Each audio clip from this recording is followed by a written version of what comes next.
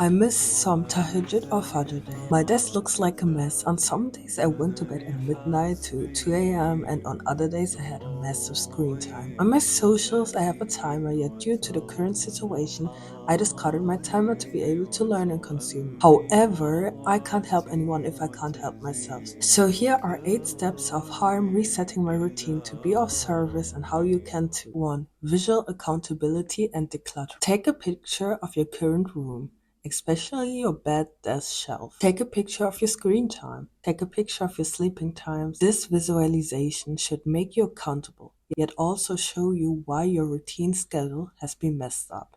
Now, put on a timer and get organized. Clean your desk and only have things on the table that you need. Remove unnecessary things, air your room, put scents on, wash your laundry, set your intention. Make a commitment to stick to your screen time, meaning be intentional with your social use and only go on there when you have done the most important task.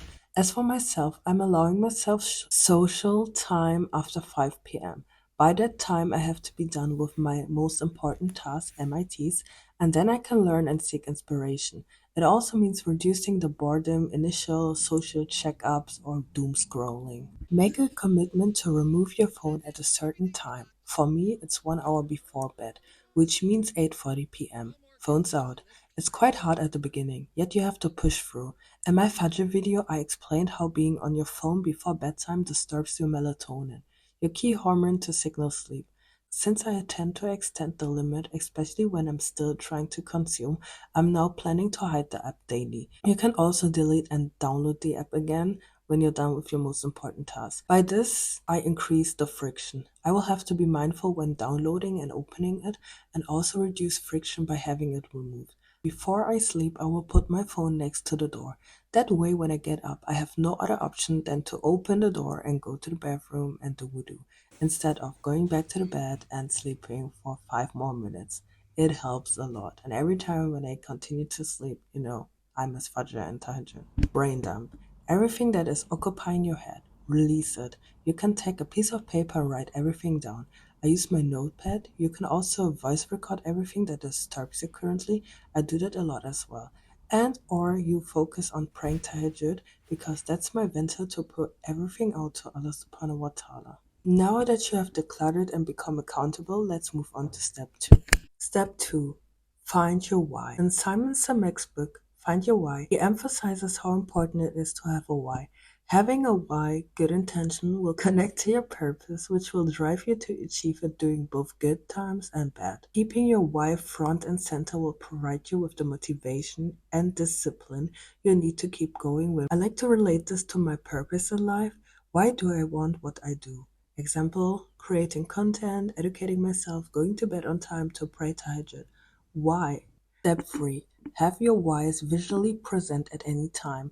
I have my vision cards, I have a vision board, yet also started to create a faith board right at my desk.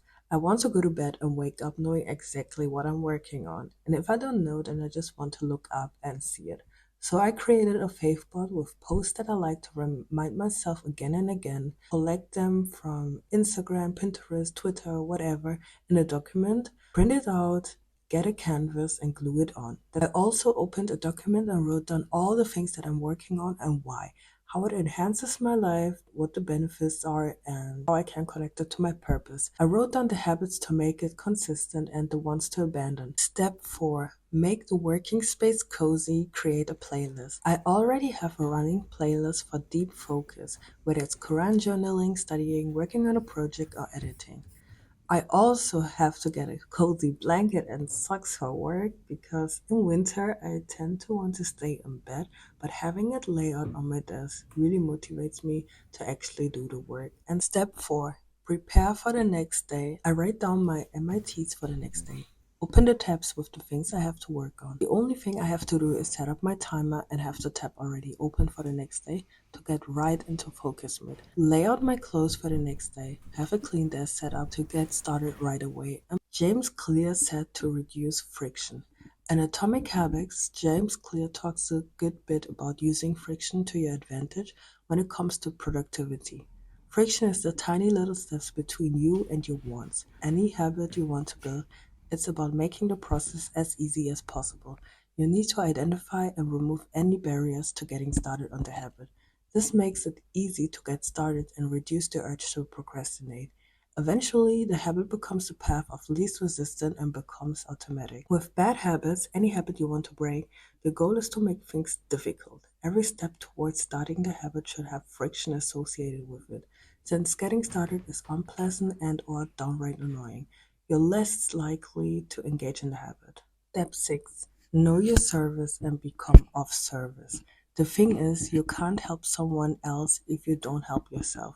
If you're not in your best shape, how do you expect to help them? What do you have to fix in order for you to be in the best health possible? Go deep in yourself and identify your strengths. If this task is too difficult for you, ask close people and teachers around you. Once you know your strengths, you can use it to your advantage to be of service. Are you a great cook? Can you cook and sell food to donate? Are you a great writer? Can you write articles or posts, raise awareness on your platforms? Are you a great speaker debater? Can you talk with other people and make them understand why you're supporting Palestine? Are you a great author? Can you make art and share with others? Are you good with handling money? Can you save to donate? Are you a great teacher or lecturer? Can you break down the concepts for kids or elderly in the most easy way? Are you an empath? Can you keep cool and be there for other people in times of adversity? Are you good at making zikr or praying tahajjud? Use these extra times to send more du'as to the people in Palestine, Sudan, Congo, Syria, Afghanistan, Turkey, and all the other causes. There's a quote from Muhammad Ali that sticks out to me. Service to others is the rent you pay for the room on this earth. Allah subhanahu wa ta'ala has given us various abilities, gifts, and we should use them in accordance to our purpose and help others. Because again, the Muslim Ummah is like one body. When any organ of the body suffers, the whole body reacts with sleeplessness and fever. Meaning we feel the pain too when Muslims around the world are being caged in camps like Uyghurs, they're facing genocide like in Palestine, or are striking by an earthquake that leaves them with nothing but their step 7. Stick to the routine, track and have an accountability buddy. I need to read, finish my Quran journaling every week so I have someone whom I send all my screenshots every day and week to not lose focus. I track my habits with the app on Rise and Structured. You can also time block or use any other tracker or way that helps you to stay accountable and disciplined. 8. Be grateful for what you have and have tawakkul. Gratitude is an integral part for a happy life. When we talk about gratitude in a secular way, it helps you to feel more positive emotions, enjoy good experiences, improve your health, deal with adversity, and build strong relationships. It is true, for us Muslims, it also means building a stronger relationship with Allah subhanahu wa ta'ala. There are many ways to show your gratitude as a Muslim.